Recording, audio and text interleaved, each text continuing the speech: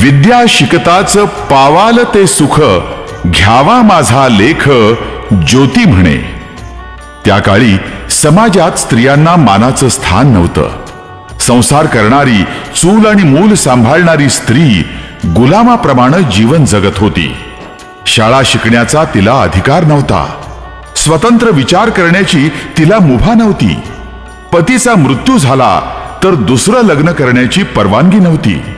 उलट पतीच्या जळत्या सरणात उडी मारून सती जाण्यासाठी तिला भाग पाडलं जात होतं. हे असं का? याला कारण एकच, अज्ञान. शिक्षण नाही, मुलींना एकत्रित येण्याची जागा नाही, म्हणूनच माता सावित्रीनं ज्योतिबांना साथ दिली. समाज कंटकांच्या विरोधाला न जुमानता, जीवाची पर्वा न करता ज्योतिबांनी सुरू केलेल्या मुलींच्या शाळेत पहिल्या शिक्षिका होऊन सावित्रीबाई शिकवायला गेल्या. म्हणूनच आज साऱ्या स्त्रिया शिक्षित झाल्या, उच्च पदावर गेल्या.